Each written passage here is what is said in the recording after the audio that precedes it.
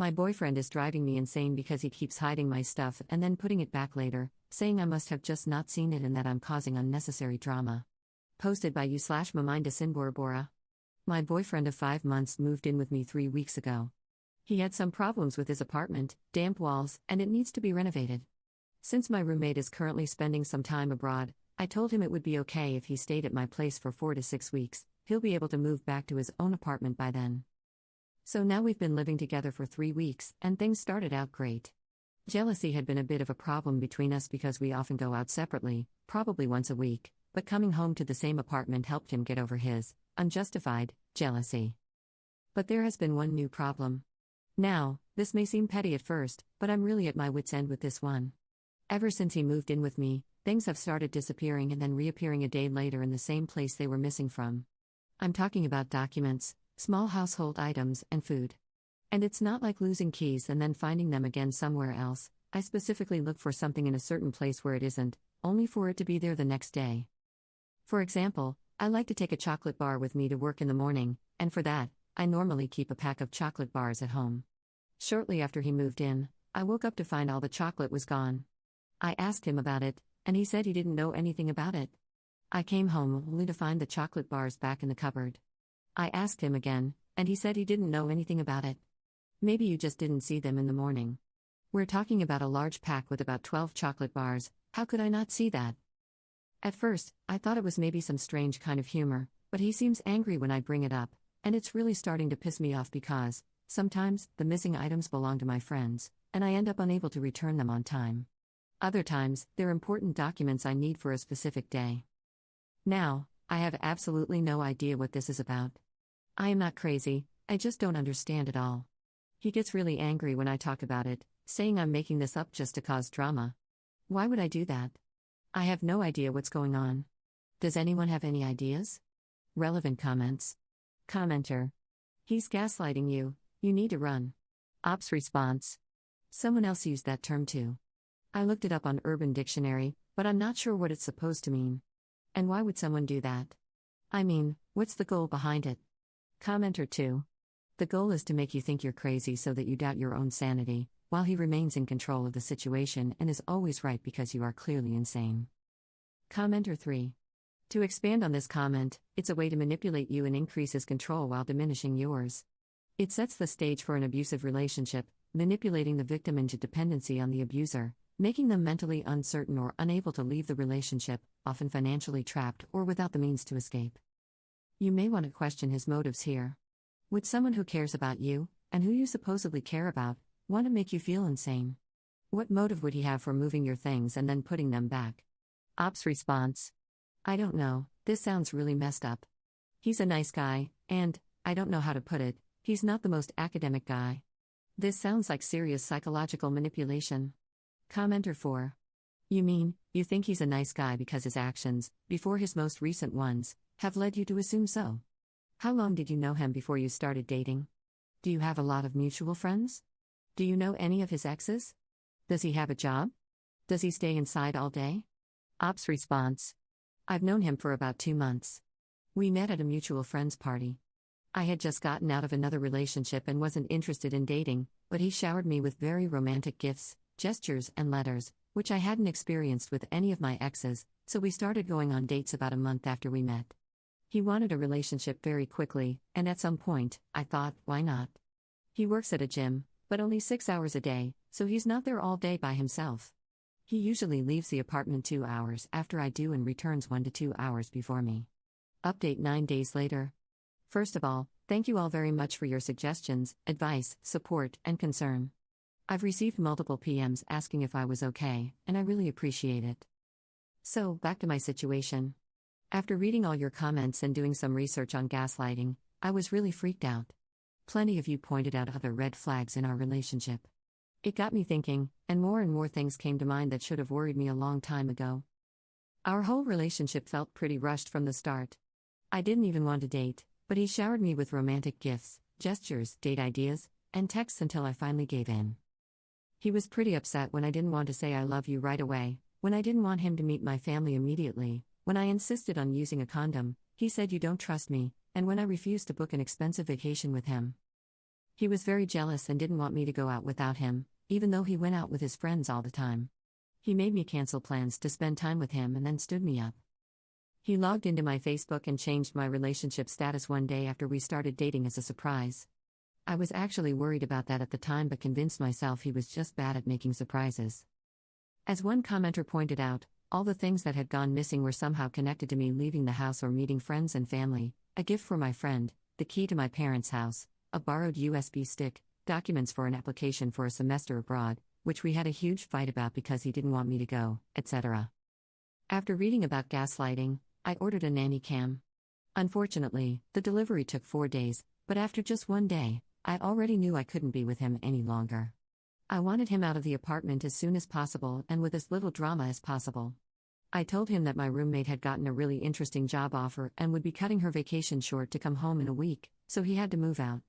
He was pretty angry, but I told him there was nothing I could do. I also told him, as some of you suggested, that his landlord had to find him a place to stay and that he should call him. The next day, he told me he had talked to his landlord and could move back into his own flat the following weekend. The renovations hadn't taken as long as planned. At this point, I doubt the apartment ever had damp walls to begin with, but who knows? That evening, he asked if I wanted to move in with him because it works so well and you don't like your roommate anyway. I never even said that. I told him sure, I would move in with him in June. He was pretty excited about it. While waiting for the nanny cam to arrive, there was one more incident where something went missing: a book I had ordered for my dad on Amazon and planned to bring him the next day, or at least, that's what I told my boyfriend. Of course, by morning, the book was gone. I chose to ignore it, but he reacted strangely, even asking me on my way out if I had taken the book with me. Why on earth would he ask that if he didn't expect a reaction? I just said, "What book?" "The book you wanted to bring your dad." "I don't know what you're talking about." That evening, the book was back on my desk, of course, and I ignored it again. 2 hours later, he casually walked by my desk and said, "That's the book I was talking about." I just said, "Oh, that book." He seemed pretty angry for the rest of the evening. 2 days later, the nanny cam finally arrived. I set it up while he was at the gym and, once again, placed a letter I needed for work on my desk. I wasn't surprised at all when it was gone a few hours later and reappeared the next day. When I finally had the apartment to myself again and could check the footage, I saw exactly what I already knew. He took the letter while passing my desk, put it in his gym bag, and then put it back a few hours later. However, as soon as I saw the evidence, I decided against confronting him. To be honest, I was scared of his reaction and had already decided to break it off as soon as possible. The camera didn't tell me his motive, and I figured he probably wouldn't tell me anyway. Still, it frustrated me that I would probably never know why he did it.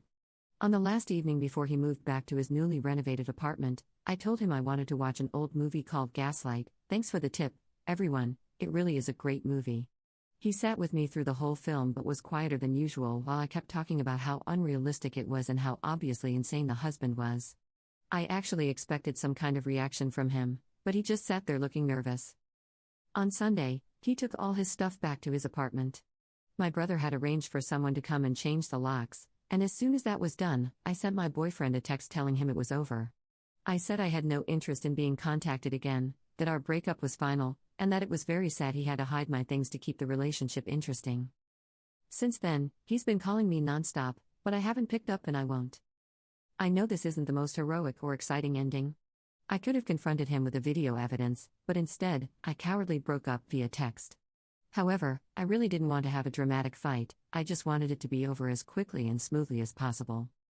If there's anything I've learned from this, it's not to rush into a relationship.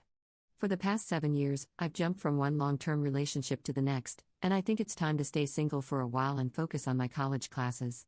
For now, I'm staying at my brother's for a couple of weeks, and I should probably change my phone number. I'm sorry I can't give you any insight into why he did it.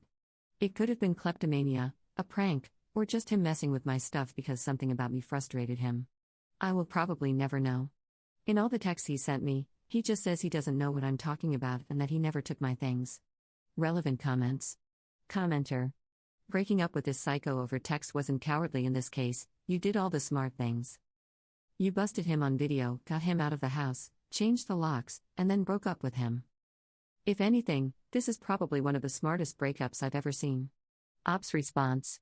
Thank you for saying this. I was so freaked out, I just wanted him to leave quietly. Commenter 2. You said something very wise near the end of your post, that you needed to stop rushing into relationships and spend some time by yourself.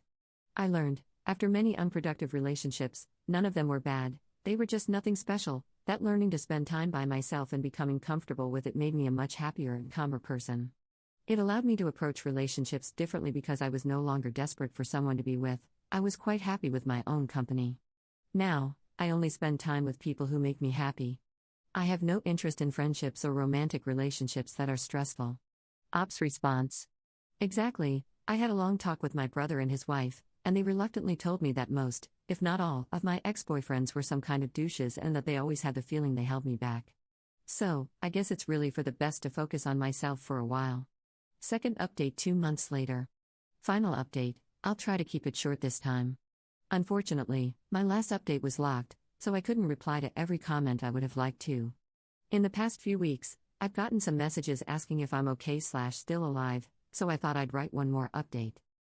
I'd love to give you an overall happy update, but unfortunately, the breakup didn't go as smoothly as I first thought it would. I never picked up when my ex called me and never responded to any of his countless messages, but I read most of them.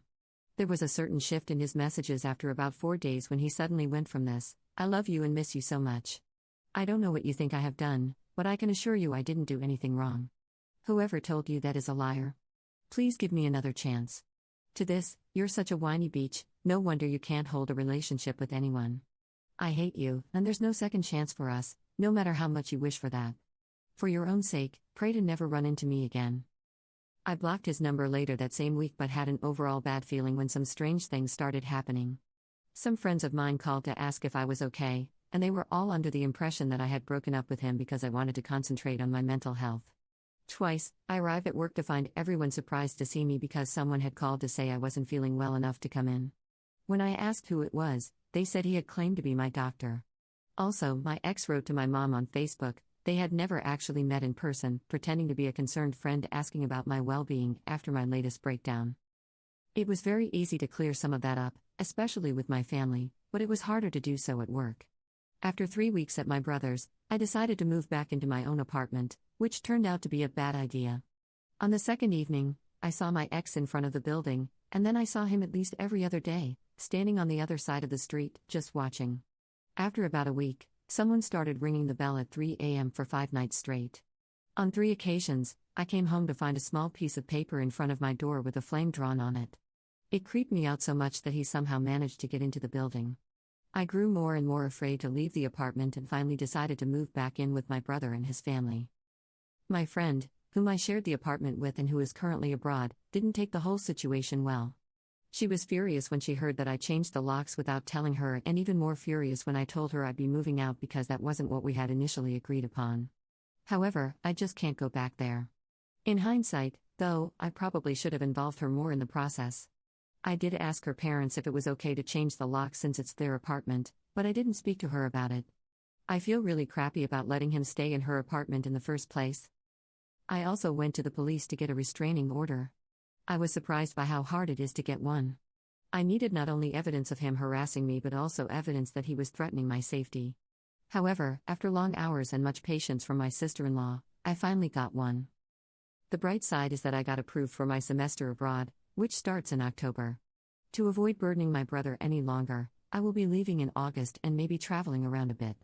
I'm already in a Facebook group with all the other exchange students who will be there next semester, and I think I certainly won't be alone. When I come back, I'll be looking for a small apartment on my own. I can't thank you all enough for opening my eyes after my first post here. I actually had no idea what was going on, even though I had a feeling that something was off. You guys saved me from a very abusive relationship, and every day, I'm grateful I got out of it soon enough.